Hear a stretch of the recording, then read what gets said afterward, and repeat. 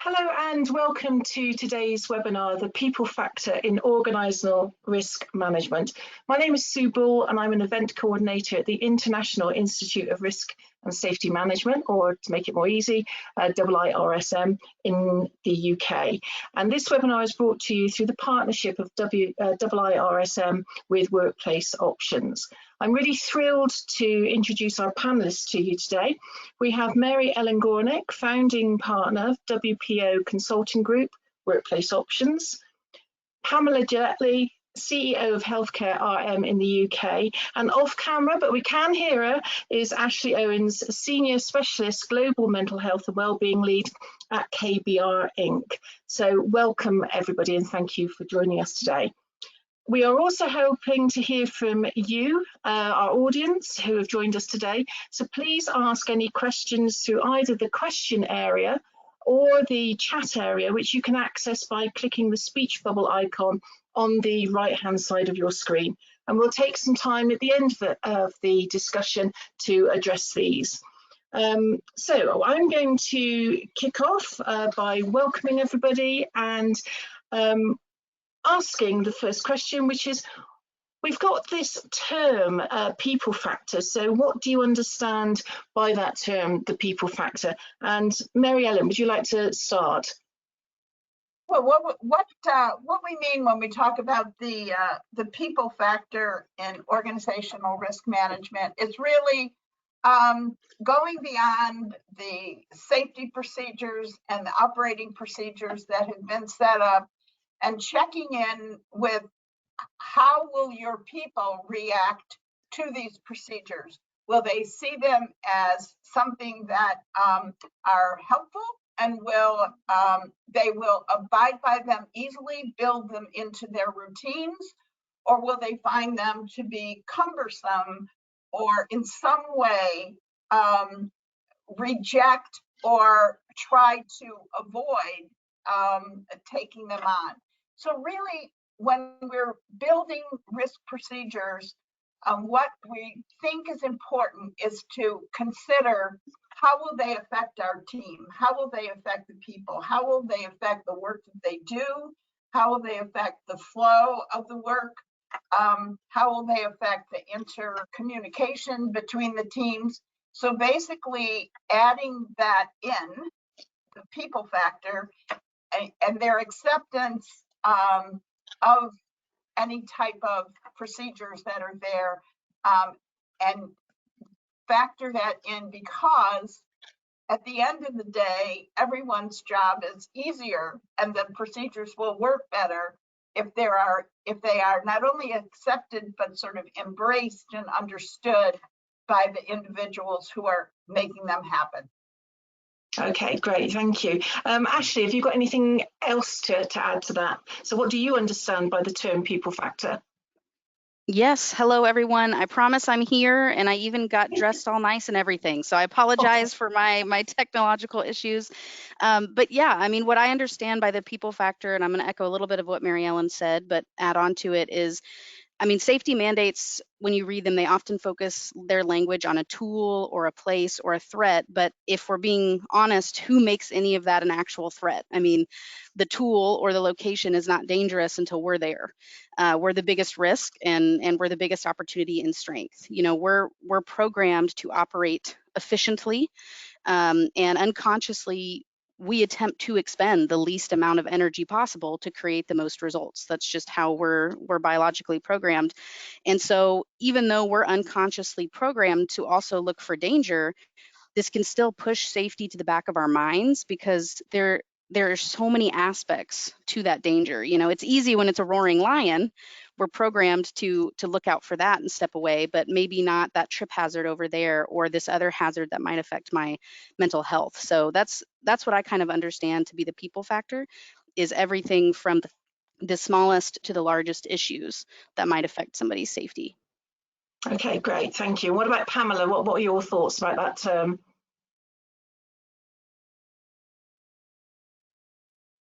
Oh, it looks like we might have lost Pamela.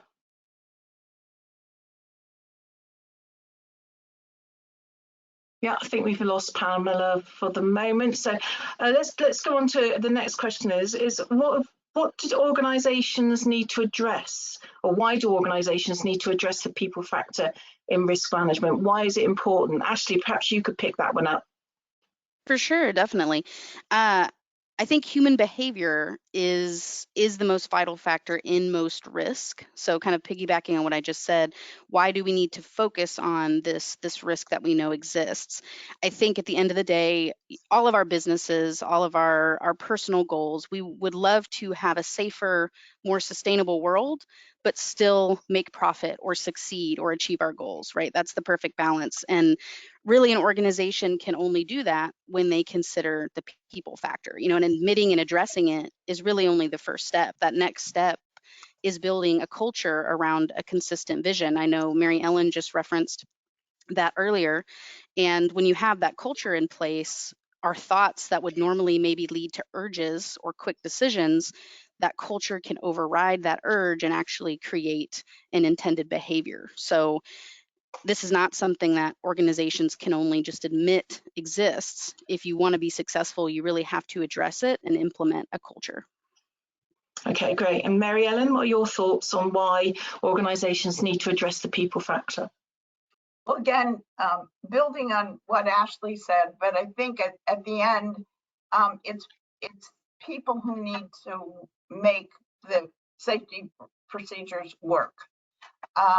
And I think sometimes what is very difficult in organizations is it takes a lot of time and energy to consider, as Ashley said earlier, sort of the tools and the techniques and the processes that you go through to ensure safety.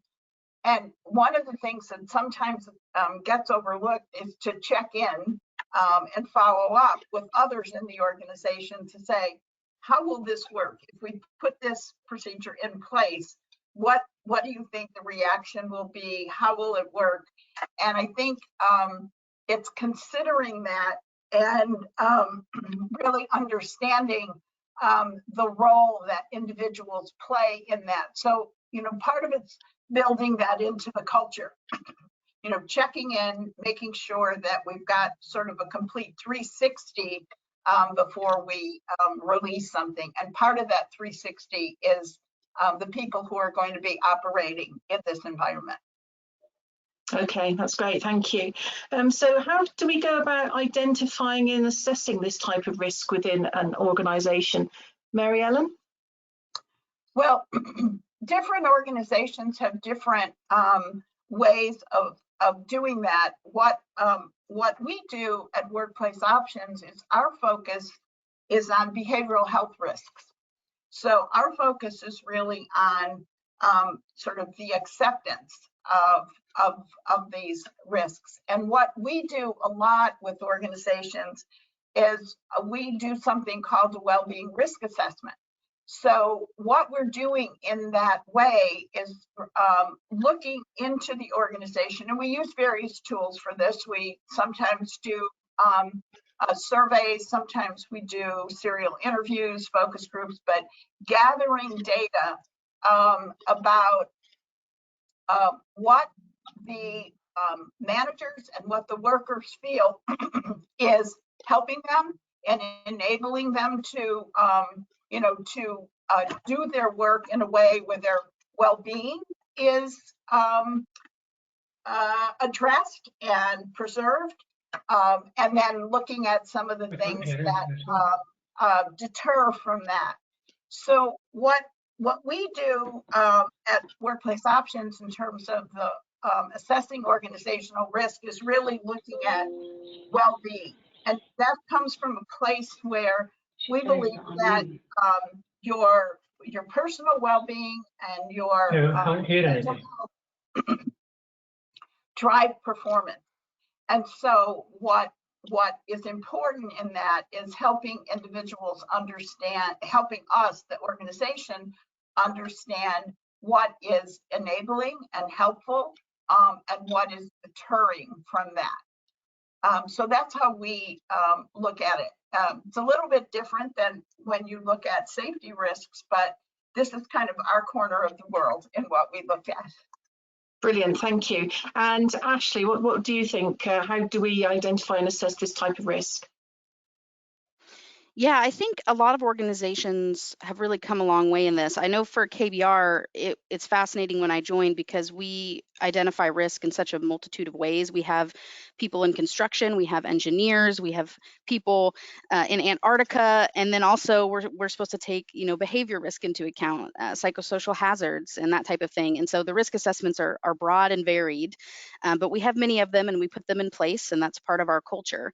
I think to Mary Ellen's point, the two key areas are asking and observing, and you got to kind of pair those together. So certainly whether that's a survey capture, interviews, some of our most successful is just walking the job site or walking into the office or hopping on a Teams call and just asking those honest questions about risk, and people, those conversations go really well, and they're willing to share, and sometimes that helps them realize a risk maybe they were unaware of.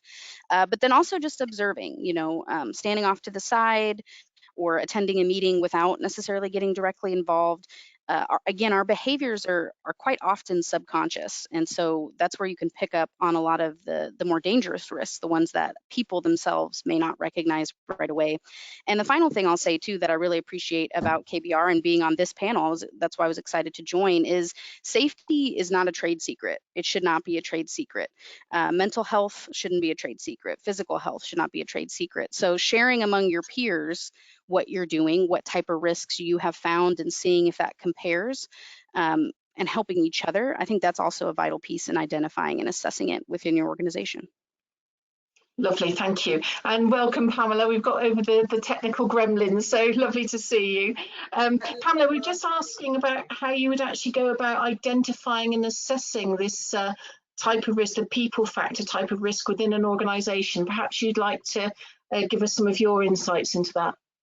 Yeah, absolutely. And sorry, I've missed what my sort of colleagues have actually sort of talked about here. But actually, I very much actually see this as a whole person risk.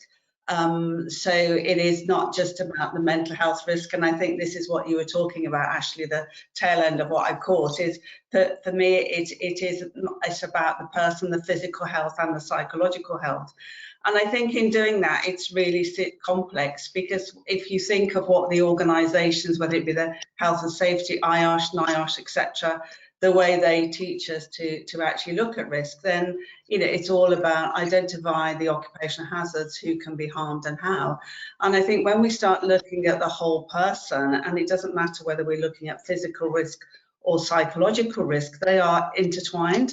And you cannot really sort of split them. And we actually sort of see that in this, it's not just about what you can physically see, it's what you can't see as well. So we think about things like age, gender, ethnicity, because genetically that can actually mean that we're more vulnerable to certain diseases, but also things like inactivity, excess weight, suboptimal nutrition, sleep, etc. So if you think of the complexity, it's more aligned to the biopsychosocial approach rather than the traditional risk management approach. So I think if we look at identifying the hazards and who can be harmed and how, a lot of health and safety practitioners, a lot of risk professionals would be able to identify the occupational hazards, but how do they identify who can be harmed and how, when some are visible and some are not so visible? So I think it's quite a complex problem, but I think, again, Ashley, maybe this is what you were alluding to as well there, is it's something we can't just ignore and walk away from. We have to be quite open about it, and we have to identify it. And I think it very changes the way in what we actually do. So I think in terms of what we've done, in terms of it's looking at the data, so looking at your sickness absence data, looking at your claims data, looking at things you might not normally look at from a risk management point of view, as well as looking at trying to actually identify the actual risks. So what are the physical risks, what are the psychological, what are the social, but what are the things that as risk professionals we don't normally consider, but maybe we should do, because these are impacting on the people's safety at work. Sorry if I've sort of like come in a sort of late and missed part of it, but I don't know whether that answers the question, Sue. I think it does, yes, thank you. And I think if we've identified the risks, so how often should the risk assessments be conducted within an organisation? Is it an ongoing thing, or should we be doing it at certain points? I think it depends on what we're able to do. So I think there seems to be should be an overarching strategy of how we identify these risks. But then also there's different levels of these risks, and to me it's a combination of an overarching strategy where maybe we do look at it every sort of 12 months, but then by looking at all of the data, and particularly when we're looking at data at an individual level, and because of my involvement in sort of the occupational health and the well-being and the health benefits sort of market as well. If you look at that sort of data, and when you get to line managers working with occupational health or working on cases, and you bring it down to that individual level, then it's almost like a dynamic risk assessment of part of that process where you're actually learning from your data. For some individuals, you need to do it fairly frequently as you're actually managing an absence or managing an injury or managing their presenteeism or a whole host of other things that you might be looking at. And that will also help feed into your overall strategy or how often you actually review it. So I think it's, to me at the moment, we've got to focus on actually identifying what these risks are and looking at a picture. And I think a lot of organisations shy away from actually doing the risk assessments, because there's this from a professional point of view, well, is it my job as a health and safety manager or as a risk professional, or is it HR, is it ER, is it something else? So for me at the moment, I think we're in the early stages of understanding what these people risks are all about. And from our data, then I think we would actually say you've constantly got to be looking at what that data is telling you. So definitely, you need to do it every 12 months, but I think reviewing are your control measures that you're actually putting in place, and that includes the benefits that you're providing. So, we haven't got, I don't think we're going to probably get into that discussion about the benefits and how they can actually support this risk management process. But are they actually sort of working and delivering the outcomes that you expect? So for me, it's almost like a bit of a no answer, because I think we have to learn from the data and watch the data, and then that will dictate how often we need to do it at an organisational level, but then maybe departmental level and individual level. Okay, thank you. Mary Ellen, have you had any sort of feedback about how often those risk assessments should be conducted? Yeah, I think that I would agree with Pamela and with something that Ashley said earlier. We typically see once a risk assessment is done annually, it's then the work to begin to observe and monitor the data that you see coming along to determine whether or not improvements that are put in place are working or not working, or situation getting better or worse. And we do that with the data that comes through the employee assistance program. So we're working with our clients on a quarterly basis to monitor sort of stress levels in the organization. So calls that come into the service, and what is the presenting issue of those calls. Is it talking about stress? But if it's talking about stress, is it stress related to personal issues, or is it stress related to workplace issues? We also look at any sort of conflicts that are being noted that are happening in the workplace. So there's a series of indicators that we have in the organization database that will tell you why are individuals calling the service for help.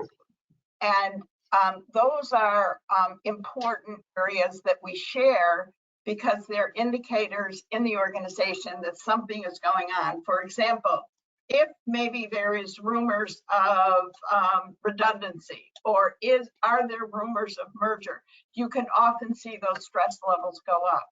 We also can show if there's something going on external in the organization. So geopolitical conflicts or financial crisis. we're going to see an influx of situations related to that. And they're going to be clues that we can share with the organization that this indicator is going up. We're also seeing, and one of the things that we track are calls that come in related to risk, personal risk, harm to self and others. And so it's important to watch those risk indicators in the organization. So that's something that you get on a regular basis that can enhance and help you monitor any baseline information that you picked up in your core baseline assessment that's going on. Okay, thank you. And Ashley, what's your view on this? How often should risk assessments be conducted? Yeah, I can add on a little bit here. So definitely agree with the previous two. Annually is the accepted standard cadence, and we follow that as well. What I will say, we ask ourselves this question all the time: how often should we be conducting? Because it's recommended that you conduct risk assessments when there's a changing condition, when a new process is added, if you have a site or a project that has frequent visitors or change out. Are you in an area for a high potential psychosocial or physical threat, right? And we should be redoing this risk assessment each time one of those factors changes. And at our company, I mean, that is frequently. So you have to balance ensuring you're performing risk assessments at a pace that keeps your people safe, but also is just possible. I know Pamela mentioned that earlier, of what can you do? How often can you run these? So we had kind of two ways to address this.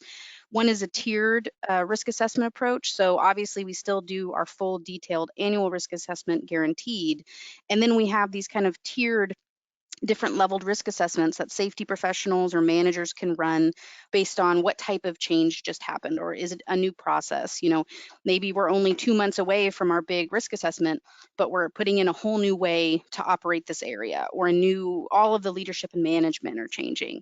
Then, let's perform this smaller, more compact tiered assessment to make sure that we're still hitting all of the points. And the last one I'll say we have is kind of our big red emergency button. It's called My Key Stop Work Authority. So anyone in our organization is empowered, if they see a risk, whether that be to mental health, physical health, to hit that metaphorical big red button and cease all work and immediately address it with everyone there. So that's kind of our final catch-all for any risks that we may not have been able to catch in an assessment. Okay, thank you very much. So we've looked at the types of risk, we've looked at how often risk assessment should be conducted. So what are the benefits of visibly reducing risks for the organisation? Ashley, would you like to pick that one up first? Yeah, certainly. I mean, I know my colleagues here are very qualified, and so they're going to really hit on a bunch of points, and I don't want to steal the thunder from them. So I'm going to take it a little different direction, I hope, and not steal anyone's thunder. I know for us, obviously, there's proven data on the efficiency of your work increases, the productivity of your work increases, and I think that they'll be able to speak to that really, really strongly. For us, the added benefits, the additional benefits outside of that is watching our employee workforce really develop a personal relationship with safety, with that holistic view of taking care of themselves and each other.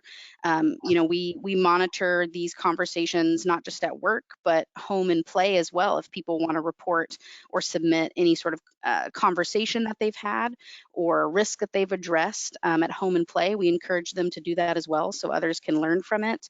And really pushing that belief that each one of us has a responsibility to do the right thing and make decisions that count to safeguard our people, our customers, our planet, the communities where we live and work.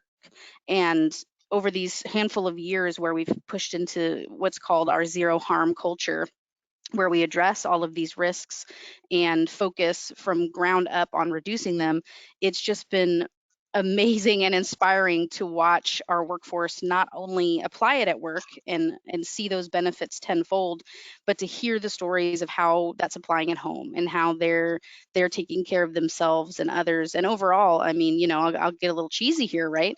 The world. So that's all we can hope for in these reducing risks, organization by organization, is we're creating a safer, more sustainable world. Thank you. Mary Ellen, your thoughts? Picking up on what Ashley said. I think one of the key benefits that I see, and that we work with a lot from the behavioral health perspective, is that, you know, the addressing these issues, the risk issues in the workplace, bringing them to light. I can't emphasize enough what Ashley said, because what it does is it increases psychological safety. So what is psychological safety? You know, it really is that feeling of being safe when you raise your hand, when you point out something. And I think, you know, what Ashley talked about with her stop work, you have to feel incredibly psychologically safe in an organization to stop the work of what's going on and say, look at this. This is not safe, from either physical or a psychological perspective. So I think what we see a lot on the psychological side is that, you know, individuals will just, in a situation where they are feeling overworked or overstretched, they'll just continue to take it on, not raise their hand. And then they end up in a very difficult burnout situation, which is not good for their teams. It's not good, absolutely not good from them personally, because it takes a lot to recover from that. So I think from the individual perspective, from the people perspective, one of the huge benefits is increasing that psychological safety that individual workers feel in an organization, that they can raise their hand and they can address whatever they're seeing that's important to themselves and the organization. Okay, thank you. And Pamela?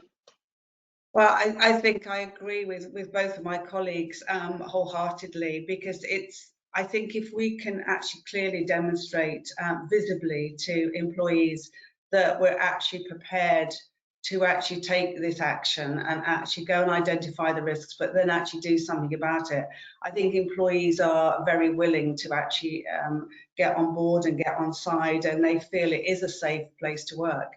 I think if we can demonstrate, not only are we looking at the issues that actually we know potentially cause harm, that we can visibly see, going back to that visibility again, but I think also if we can actually use this as an opportunity to identify issues that maybe employees are not aware of. I mean, a lot of employees that we sort of see, they have no idea that their levels of inactivity or their excess weight or the fact that they're drinking too much alcohol may affect their psychological safety and health, but also their physical health. So I think I see it as an educational piece as well, and it has to be done in partnership with the employees. So this goes beyond not just work-related risks, which is what we often look at, but it's those external factors as well. And I think it's an opportunity, and I think it was to a point that Ashley made, to where we can help people understand that their well-being actually underpins everything to do with that, and that's what, as an employer, we want to be sort of concerned about, because if we can actually sort of do that, then we can also help them not only have a happier and healthier work life, but also a happier and healthier home life. And I think, you know, what we see in our data, and we get a lot of benefit from this, is how you get a lot of people sort of then thanking you for what you've done to help them improve their lives outside of work as much as in work. So I think we can actually do a lot for our people by actually being open and honest and actually sort of tackling this with our employees. But also from an organisational point of view, there's other benefits, and these benefits are, and again, I think it was to Ashley's earlier point, things like reduction in sickness absence, which can have a huge impact on sort of cost. cost of private healthcare claims, and I know in the US that's a lot greater than it is in the UK, but you know, because of the state of our National Health Service, people that are actually providing private healthcare plans, those costs are actually going through the roof, and it's something that we can actually sort of manage very well. But things like utilisation on EAPs, employers' liability claims, group income protection claims, incapacity claims, these are all things that actually has a cost to an organisation that come out of these risks, but we often don't connect the two. Risks, so health and safety risk management often is operated in silos to HR, ER, benefits and things like that, and certainly in the UK. So this is starting to integrate them and bring them together. So there's a benefit to people and the benefit for an organisation.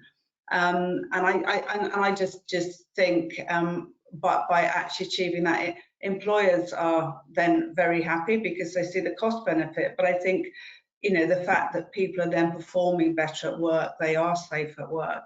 I think getting this right has huge benefits for everybody, and I agree that whole societal, that, you know, making a better world for us all. I really think we need to have that as a goal. So it might be a bit cheesy, Ashley, but I totally agree with you.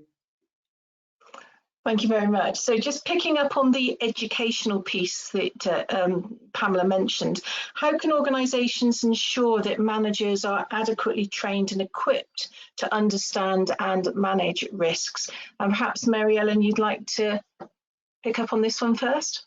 Sure.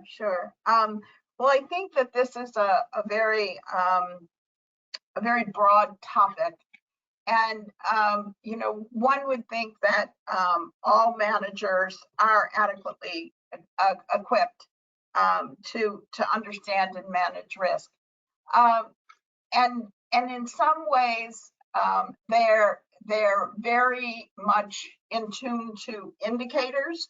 So if they've got a team of individuals, they may know some signs when they've got a team member who's in some way maybe emotionally compromised or not functioning at a certain level.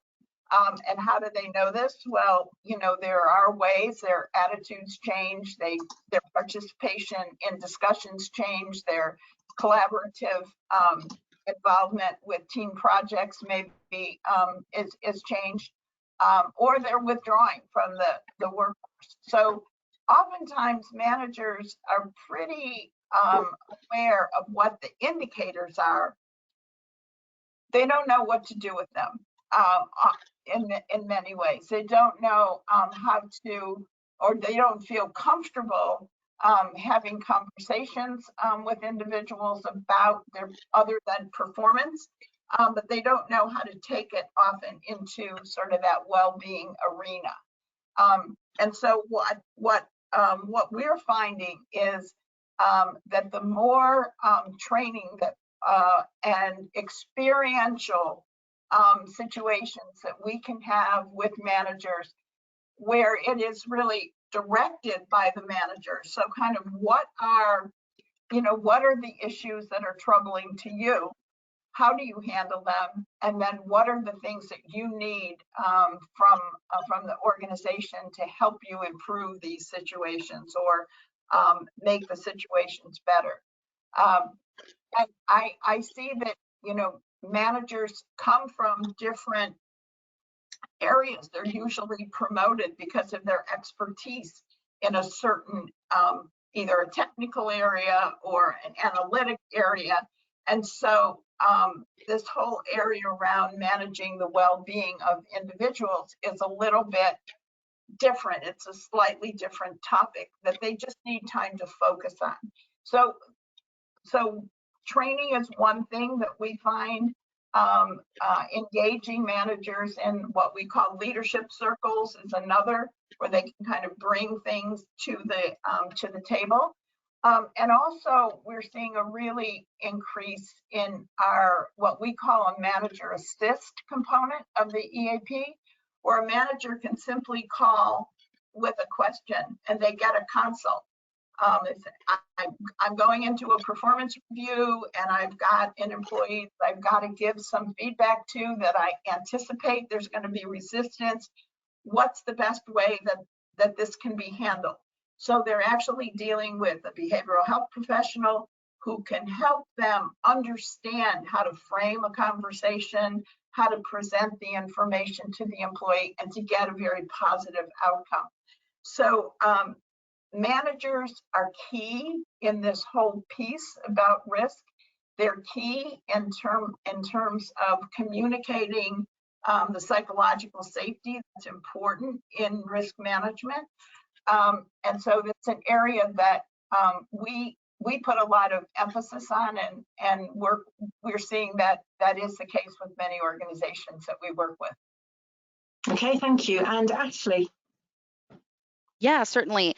I echo much of what Mary Ellen said, but I think one thing too that we have to address right at the forefront when we talk about adequately training and equipping managers in relation to risk is it's hard. They do a lot. Managers are asked to do a lot. They're the pinch point in the organization. So, you know, protect your employees from risk, guide them, be their support system, deliver results, create new creative solutions and push the limit, right? The list goes on. And on the flip side of that, managers are managers because they're smart. They're creative, they're driven. Like Mary Ellen said, they're experts in their field. So they were put in that position because we expect them to be able to balance and achieve all these things.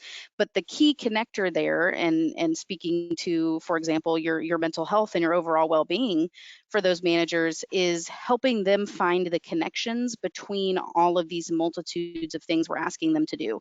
So when you show them in clear ways how mitigating risk, how managing it, understanding it benefits everything else you're asking them to do, create results, create new solutions, that's where it really begins to gel and managers begin to roll.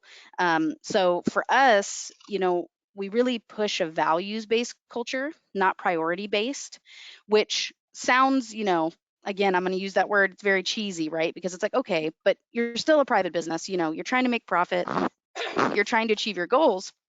Yes, but we've learned through work, trial and error, and data, and I know Pamela brought this up earlier, that operating as a values-based culture gives us those things. It leads to those things for us. So teaching our managers, showing them that, past case studies, past projects, not just through traditional online training, but from talking to their peers, talking to people who used to be in their shoes.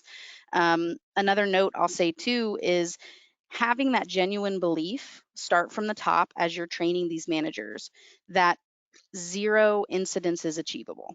Because I think a lot of the times when we approach risk, whether it's physical risk, psychosocial risk, we kind of have in the back of our mind, well, we're just trying to mitigate it. We're just trying to slow down the flood of problems.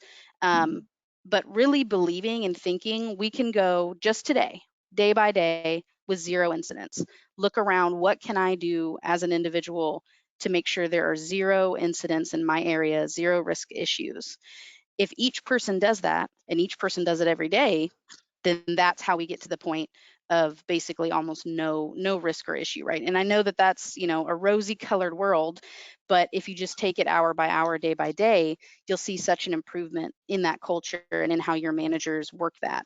And the last quick comment I'll say is I love this topic for managers because sometimes when we train managers for a task or an item that we wish them to pass on to their workers, they may not actually have their hands on that task or project. They may just be overseeing it. So sometimes you're trying to train them, those finer details slip away, but with safety, with risk, with holistic well-being, it applies to the manager.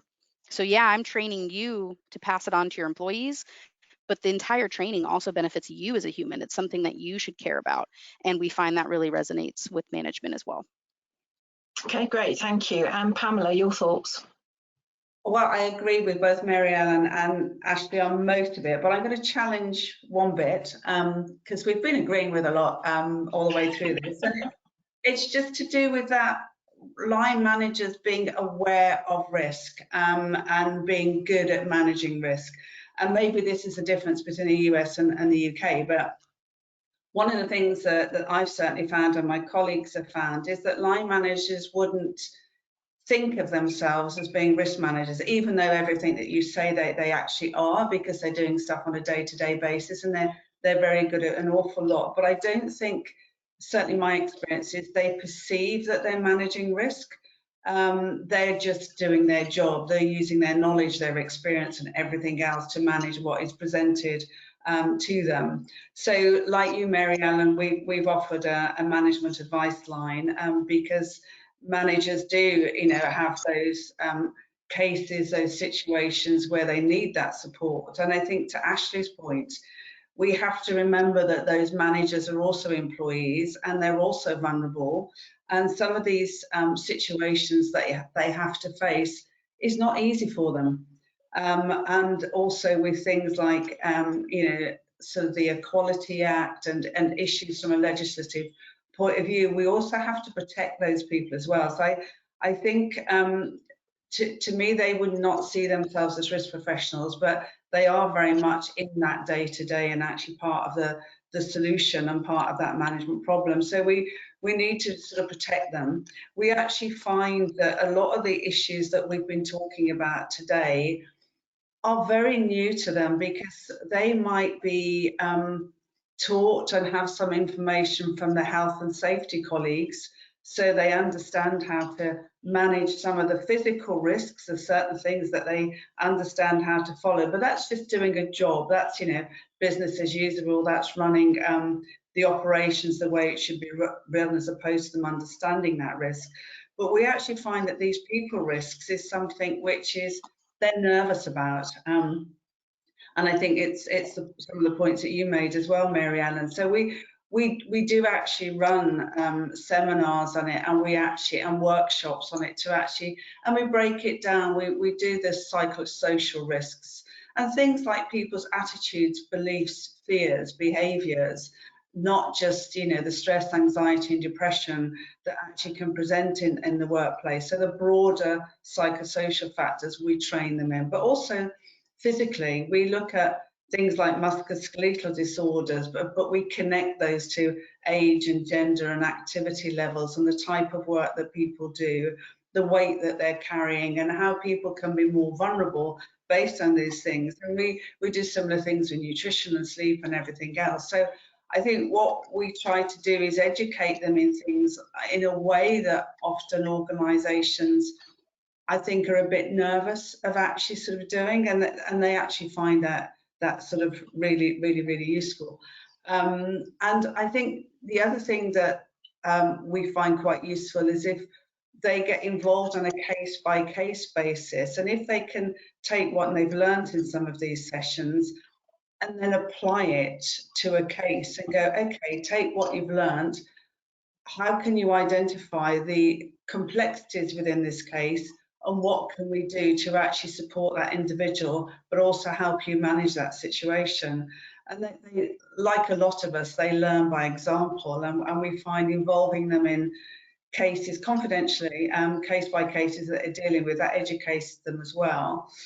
And then the other one that I suppose is associated with people risk, but again, and some organisations are talking about it, and certainly I'm involved in chairing the Emerging Risks Leaders Network, and some of the things that have come out of that, as well as the people risks that we're talking about today and challenging what people like the HSE have actually done and updating things like the management standards, but also then looking at these things like societal risks, cyber risks, all of these social media risks, all of those sorts of things, getting them sharing their own experience, their own thoughts on this. I think it opens up their thinking about going back to how them, and this is now going back to right to the start, how they as line managers are involved in managing risk on a day-to-day basis and starting to accept that that's part of their job. And I think it is about sort of educating them to understand it, recognizing it, as Mary Ellen and Ashley, you both said that they are part of managing that problem and are part of that solution. So I hope that's it. Thanks very much. Super. So again, picking up on something that Ashley started to mention, so how does organisational culture influence the effectiveness of risk management practices? And perhaps, Ashley, as you sort of started to allude to that, whether you'd like to pick that up first? Certainly, yes. And this is what I'm like most excited to talk about, because I mean, I think we can all agree it 100% affects it, because you can have rules, you can have tools in place, you can have safety, you can have a great reporting system, but if you don't have a culture that believes it's beneficial to talk about these things, to mitigate them, that feels safe. I know we mentioned this earlier, feels safe to come forward and express concern about risk or talk to their coworker about something they see them doing that would be considered risk. If we don't have that culture base, then all this other work, frankly, doesn't matter. It's not effective. You have to have the bulk of people buy into it and really push it forward. And I know here at KBR, we have main headliners that we've really pushed, and we found great success for it as far as building our culture. and Pamela, to your point exactly about, line managers and, do they really believe themselves as people who should be mitigating risk? Is this part of their job? I think that comes into the culture as well. And so for us, one of our points is zero harm. Again, I alluded to it, that belief that zero is achievable, and that's what we need to be pushing towards. And when we launched Zero Harm a handful of years back, it was a slow burn. I mean, this is a cultural aspect that we needed to embed in our company, from creating leadership maxims and training, to defining absolute, to creating things that we call the keys. So we have safe behaviors and focused safety initiatives for every part of our business: job site, office, working from home, mental health keys that we push out. We provide to new employees, we provide training to current employees.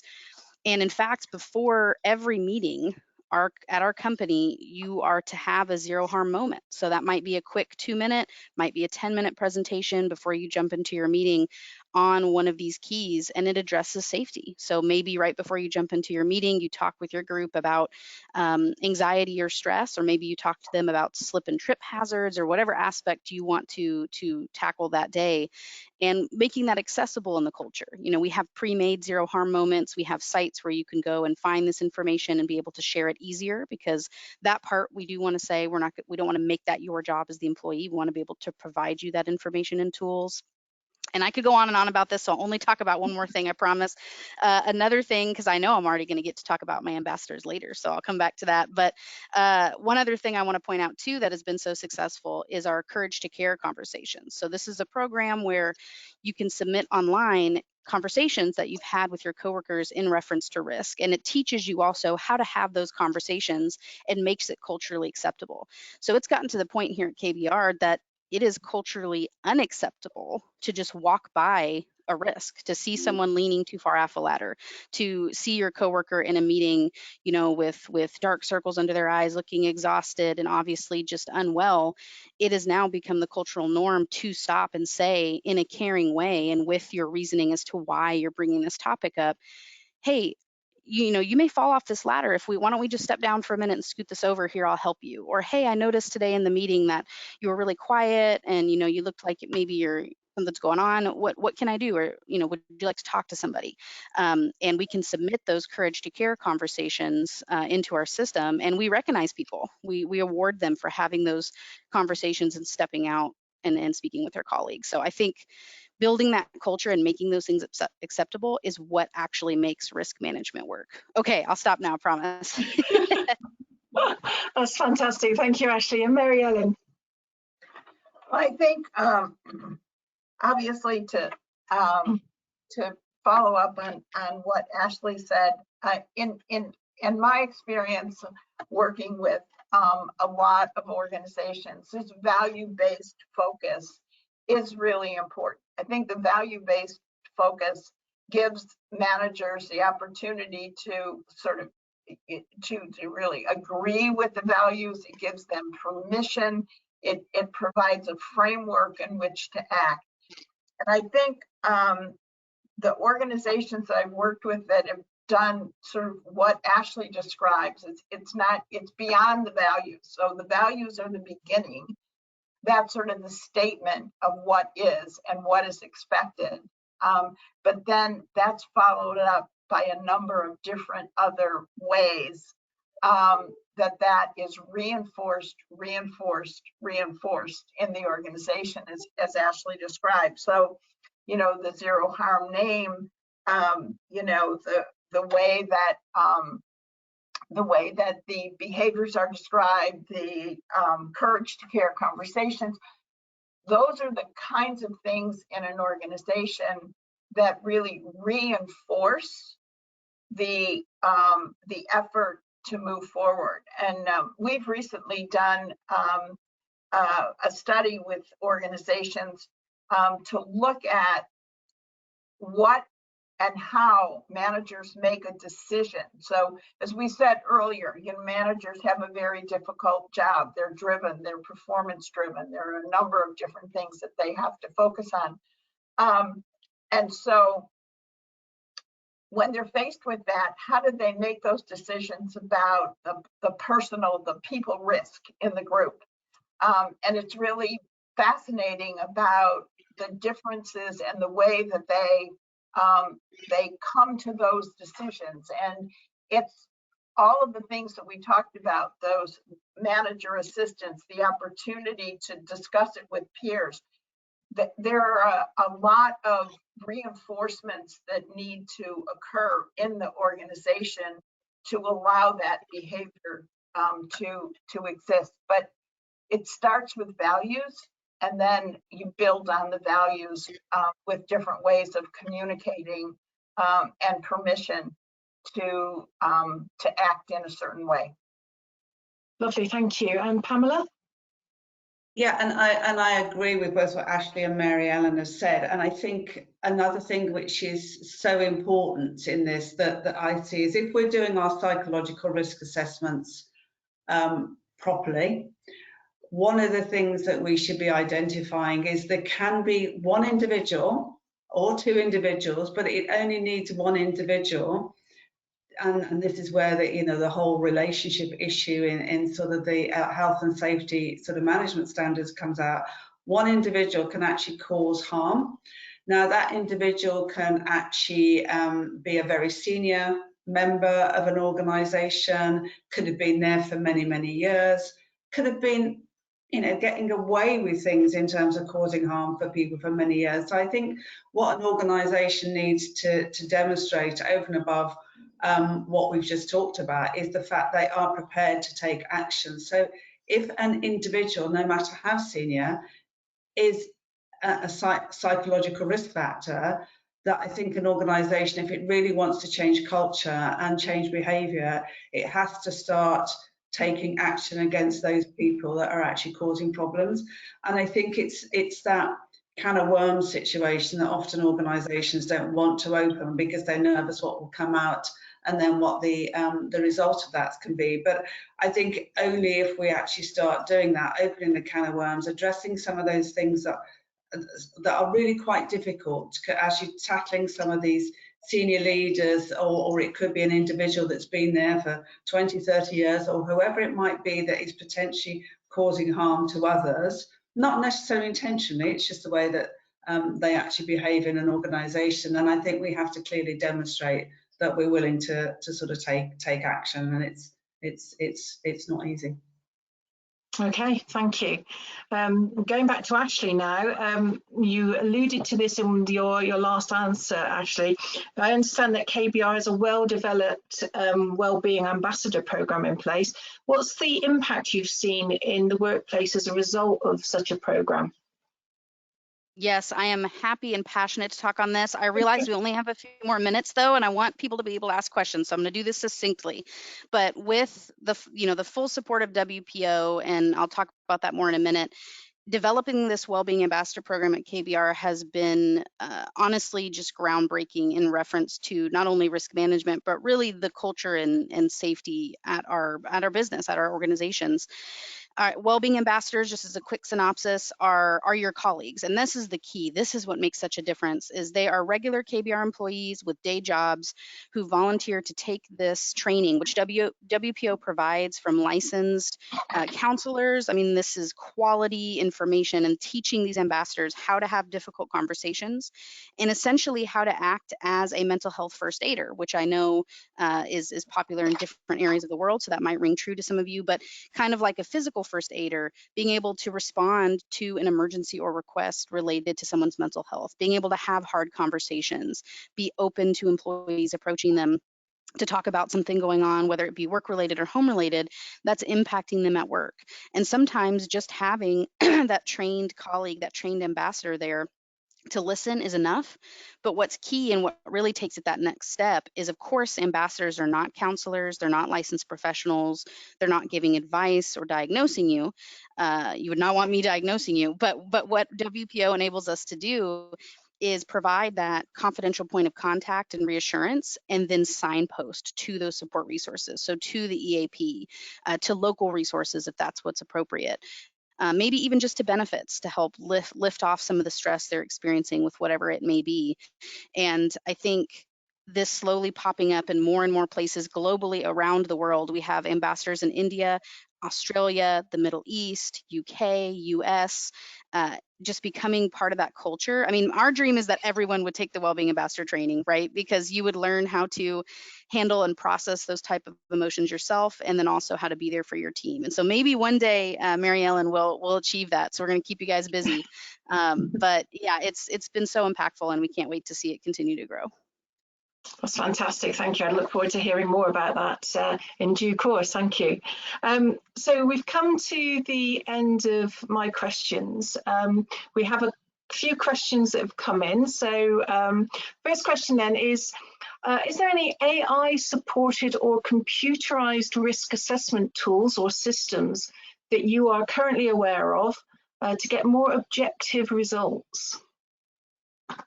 Anybody like to pick that one up? Well, I'm happy to, go ahead. Yep, go ahead. Okay, yeah, so just briefly, I only have a small one to chip in here. I know something we've actually been experimenting recently in our training, speaking of management training, is an AI interface that allows you to practice having those risk management conversations, helping you to identify risk management. So the AI intelligently responds, it gives you a scenario, you're acting it out, typing in the box with the AI actor, and they intelligently respond and help you simulate either discovering and identifying that risk, or even having those tough conversations with whoever's involved in the risk.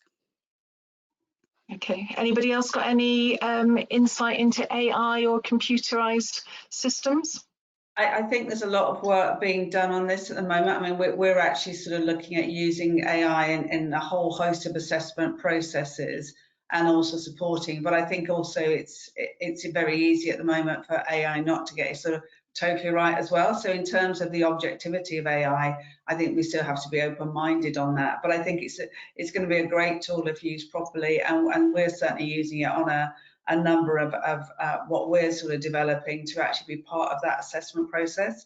So I think there will be different things, different products emerging as we go forward. But I think, yeah, it's definitely got a place in point. But I think sometimes, and particularly when we get to the psychosocial issues, it's very difficult to be objective because there's still so much we don't know about how that psychological stuff works. Interestingly, I've got a conversation later about rational suicide. So I think it's really quite interesting as to how we use AI. It's got a future, definitely. I think the objectivity is going to be an interesting one, and I think we've probably got to learn more, and then the AI will learn more to actually just to see how useful it will be from an objective point of view, in a similar way that we've been through with physical assessments and objective assessments, where we've actually seen that evolve, and it's not always as objective as you think it can be. So not sure that helps. Okay, just to caveat to that question, the person that's asked the question said, particularly for social and psychological, physiological risk assessments, he said, sorry, he forgot to put that into his question. So Mary Ellen, do you have any insight into that at all? No, I think I'm with the group. It's something that we're looking at, experimenting with, but we're not quite there yet. I expect we will be soon. Yeah, brilliant, thank you. So the next question is, how can an organisation associated with industrial services improve their risk management? Quite a wide question there, Mary Ellen. So how can could you repeat the question? Yeah, how can an organisation associated with industrial services, how can they improve their risk management? Well, I think from a psychosocial risk perspective, I think really need to start with an assessment to really understand what's the landscape in the organization. There's always room for improvement. I think what is really important to look at is the individual results that we're getting from the organization itself, because it's so individualized based on culture, based on you know, the type and the timing of the work and the locations that individuals are in.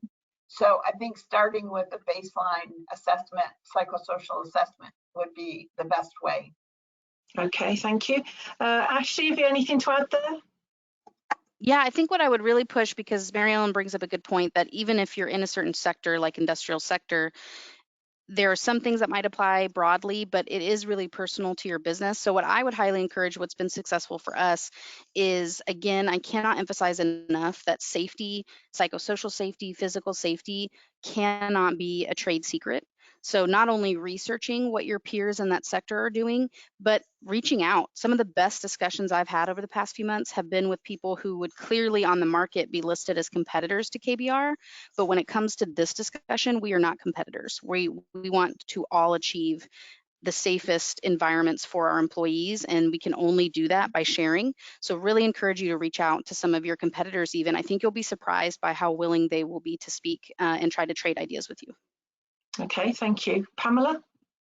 Yeah, and I'd be interesting to know more about what type of industrial services, because to me it all, and I think this is to Ashley's point as well, it almost doesn't matter what organisation it is. We're all dealing with sort of people, so we have to look at the physical and the psychosocial. But some industries are, and industrial services is one, is where they've got higher psychological risk factors as well. So it would be interesting to actually sort of know more about the organisation to actually give a fuller answer. But yeah, I think it's like us all, we can continue to improve, and I can understand that whoever's asked the question probably has even greater challenges, and it would be an interesting one to actually know more, because I think the same principles that we've talked about today apply. Okay, thank you. Final question then, before we wrap up for today. This is an HSE manager, and they would like to know how they can, within their own organisation, promote the importance of risk management. So what can they do to promote the importance of risk management as an HSE manager? Ashley? Yeah, I'm happy to hop in on this one. I think the two ways you can go about this, we have so many different types of employees at KBR, and you may have the same in your business. There's two ways that we see that we can get this message across, and both are true. One is you can present the benefits of risk management logically. There's a lot of data out there. I know WPO, in fact, can provide some, because we've had great conversations with them on why does addressing risk management, why does supporting psychosocial and physical health in your organization benefit you, both, you know, from cost point, efficiency in your organization, achieving your goals. So that's one standard way of presenting it, and that really applies to a lot of technical fields, right? They understand it immediately. They see numbers, they see data, and they're like, okay, I see the proof here, you know, let's test it out ourselves, let's throw our weight behind it. And then of course there's another side of people, and sometimes you can be both, where you present the benefits that cannot be measured, right? How do you feel at work? How does your team feel? How do you feel when you go home? How do you feel when you think about getting up and going into work? Do you feel safe? Do you feel like you can address your needs and communicate with your managers? Those are things that are really hard to put numbers on, but completely change and revitalize an organization. And I think if you, which is what we've done, if you present messaging for both, provide the hard data and the logical reasons, and then also list those intrinsic values, you have a really good chance of saying a sentence that connects with every employee. Fantastic, thank you. And Pamela? Yeah, and I agree with the data point. I mean, the data of, if you are collecting robust data, then the data can actually sell whatever you're trying to do, but it depends on the organisation and whether that data actually exists. So to bring it a slight tangent at a different level, but something that's actually worked for us with our clients is that as a health and safety sort of manager, and going back to my earlier point about people not necessarily understanding risk and understanding what health and safety does, we've actually found by getting health and safety managers and HR managers starting to talk together and share experiences and knowledge. So if you take what a health and safety sort of manager is good at and actually understanding risk, identifying risk, and then actually going through a control process, that he or she may find that actually talking to the HR, who probably don't know much about what a health and safety manager really does, is actually sharing the issues that they've both got and the risks. Then they might find that it's a united front that they can actually go forward to more senior management about achieving, you know, the goal of actually getting the organisation to do more with it. But depending on whether, you know, you're hitting a brick wall in senior management, whether that's been tried before or not. So again, I think actually sharing and actually talking to peers who, because at the end of the day, everyone's facing the same problem with people and people risks, and therefore to me I think if you've had a go at senior management and not getting any sort of return, talk to some of the peers, get peers involved, and then start working on almost like case scenarios of what it could actually achieve. And if you've got the data, then you can actually use the data and start setting some targets with that. Thank you. And Mary Ellen. Yeah, I think in summary, I agree with Pamela and Ashley. And I would say in summary, just continue to look for every opportunity you can and determine whether or not you can best present the data side or the human side. And I think what we know is that stories really connect with people. And so if you've got some good stories that really reflect exactly what you would like to communicate, use those stories and use them well. And obviously talk to as many people as you can, because it's going to take more than just one voice to change the tempo here and to get something accepted. That's perfect. Thank you ever so much. Well, I think we've not got any more questions, so I think we'll leave it there for today. I just want to remind everybody that in the handout section, there are two handouts. One is a WPO services catalogue for you to download and take away with you. And there's also a WPO white paper all about risk management as well. So again, that's really interesting reading. So do download it and take it away from you, or take it away with you. I just want to extend my thanks to Mary Ellen, Pamela and Ashley for sharing your knowledge and expertise with us today. I have thoroughly enjoyed asking you the questions and hearing what you've been saying about this whole topic around the people factor in organisational risk management. I'd like to thank everybody that's joined us today, but we're going to end the webinar now. So thank you ever so much for your inputs today. Thank you. Bye-bye. Thank you, everyone. Bye. Bye.